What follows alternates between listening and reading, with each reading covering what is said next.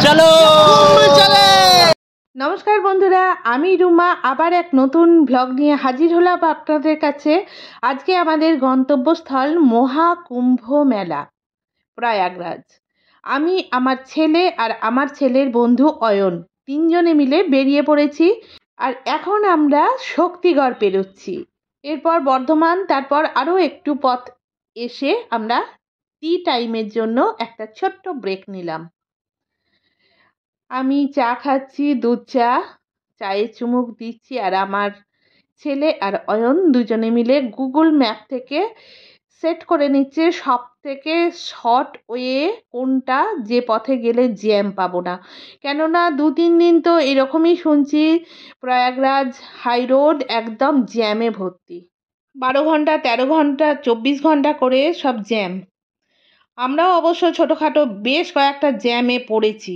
এখন আমরা দুর্গাপুর পেরোচ্ছি, আর দুর্গাপুরের এই ডবল চিমনি আমার দারুণ ভালো লাগে দেখতে। রাত্রি অনেকটা হয়ে গেছে আর অনেকটা পথ আমরা চলেও এসেছি। শেষ পর্যন্ত আমরা একটা হোটেলে স্টে করলাম কিছুক্ষণের জন্য।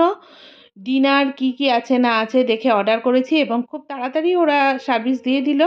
কি খাচ্ছি দেখাচ্ছি। আমার ছেলে খেতে বসে পড়েছে, দেখুন, তাওয়া রুটি, তড়কা, পেঁয়াজ আর আচার। খুব পেট ভরে নয়, হালকাভাবে খেলাম, কেননা জার্নি করব এতটা। মনে ভীষণ উৎকণ্ঠা, আবেগ, আনন্দ। মহাকুম্ভ মেলা যাচ্ছি। হ্যাঁ, যতগুলো গাড়ি এইদিকে যাচ্ছে তার ম্যাক্সিমাম প্রয়াগরাজ যাচ্ছে। মানুষের আবেগ দেখুন, বড় বড় ট্রাকগুলোকে ডবল ডেকার করে নিয়েছে, নিয়ে তার মধ্যে করেও যাচ্ছে। এনিহাও যেতে হবে, পৌঁছতে হবে, স্নান করতে হবে। রাত্রি ভোর হয়ে গেল, প্রচুর জ্যাম কাটানোর জন্য আমরা একটা গ্রামের রাস্তা ধরে ফেললাম। ওই হাই রোডে থাকলে বোধহয় 2-3 দিন লেগে যাবে আমাদের পৌঁছাতে। আর আমার ছেলের যখন ঘুম ভাঙলো তখন সূর্যোদয় হচ্ছে। এই দেখুন, বাই রোডটাতেও জ্যাম। যেসব ড্রাইভাররা আমাদের মতন বাই রোড ধরেছে তারাও জ্যামে পড়ে গেছে। মানুষ রাস্তার মধ্যে নেমে পড়েছে, নেমে চা খাচ্ছে, ব্রেকফাস্ট খাচ্ছে, এইসব ব্যাপার। হাই রোড ধরে বেনারস দিয়ে গেলে প্রচুর জ্যাম, আমরা খবরটা পেলাম, তাই আমরা মির্জাপুর হয়ে ঢুকবো। আর এখন মির্জাপুর ওই রোডে গঙ্গা পড়বে, তো এই হচ্ছে গঙ্গা মাইয়া, হর হর গঙ্গে। এই গঙ্গায় প্রয়াগরাজের সঙ্গম তৈরি করেছে। এখানের গঙ্গা ভীষণ চওড়া আর অপূর্ব প্রাকৃতিক সৌন্দর্যে পরিপূর্ণ। ব্যাস, এবার প্রয়াগরাজ ঢোকার ঠিক মুখে নো এন্ট্রি, এতটাই জ্যাম। সব গাড়ি ঘুরে গেল, আমাদের গাড়িটাও ঘুরে গেল, আর ওই যে নিচে কার পার্কিং, ওখানে গাড়ি রাখতে হবে।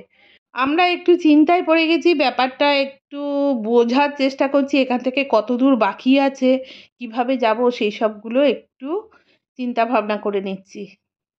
পার্কিং জোনে আমাদের গাড়ি রাখা হয়ে গেছে। এবার আমরা স্নানের উদ্দেশ্যে পাড়ি দেব। নেক্সট কিভাবে যাব, কতখানি ডিস্টেন্স আছে, ওগুলো ডিটেলসে জানবো ওই ওপরের রাস্তায় ওঠে। তার আগে অয়ন একটা ছবি তুলে নিল।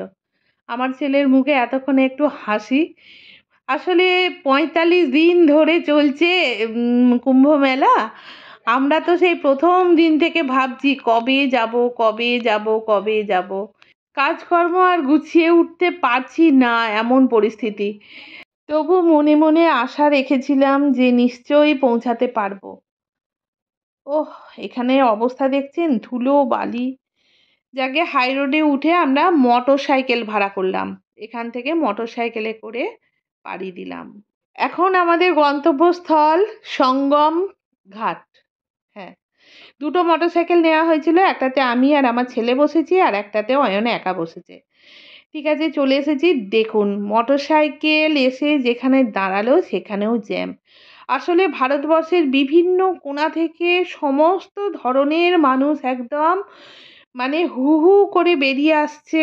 যত শেষের দিক হয়ে আসছে, সবার চেষ্টা শেষ হওয়ার নির্দিষ্ট সময়ের আগে গিয়ে যেন মহাকুম্ভ স্নান করতে পারি। আমাদেরও সেই একই ইচ্ছা, আমরা সেইভাবেই বেরিয়ে এসেছি বাড়ি থেকে। যাক, শেষ পর্যন্ত এসে পৌঁছেছি সঙ্গম মার্গ দিয়ে।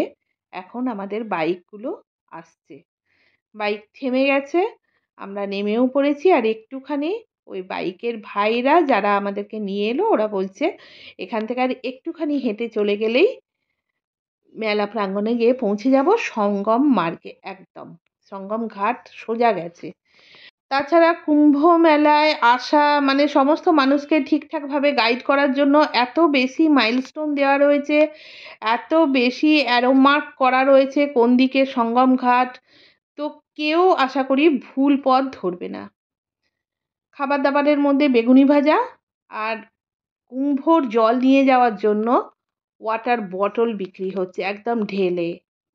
সবাই দেখছেন তো ওই সঙ্গম ঘাটের দিকে আঙুল দেখাচ্ছে, ওই দিকে যাবে, সবার একই দিকে গন্তব্য। আমরা এবার টোটোয় চেপেছি, টোটোয় করে যাচ্ছি। আর এইগুলো এতদিন ধরে সব দেখতাম টিভিতে, হ্যাঁ সেগুলো আজকে চোখের সামনে দেখতে পাচ্ছি, মনে ভীষণ আনন্দ হচ্ছে। কিন্তু ভাবছি যে যাই আগে যেয়ে স্নান করি। আমাদের সঙ্গে সহযাত্রী ওই টোটোতে ওনারা এসেছেন নাগপুর থেকে আর পুনে থেকে, দেখছেন তো আমরা গেছি ইস্ট ইন্ডিয়া থেকে আর ওনারা এসেছেন ওয়েস্ট ইন্ডিয়া থেকে, মহারাষ্ট্র থেকে। এই মেলা চত্বরটাতে টয়লেট, ওয়াটার সাপ্লাইয়ের জল, খাবার জল এবং হাত পা ধোয়ার জল, তারপরে পাম্পিং কল, এটিএম, ব্যাংক, সমস্ত কিছু রয়েছে, সমস্ত কিছু এভরিথিং রয়েছে। কোরাবাদ ঘাটে যাবি না?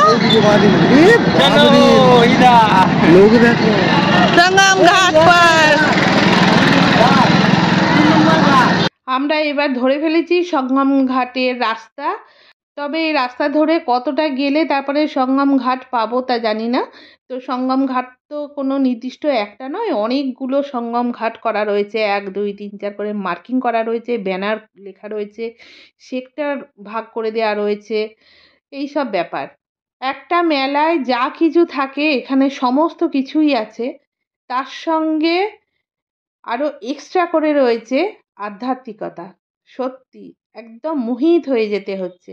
আমি পুরো অবাক হয়ে গেছি, আমার ছেলেও অবাক দুনয়নে তাকিয়ে দেখছে পুরো মেলা চত্বরটা। আমরা সত্যি বিস্মিত।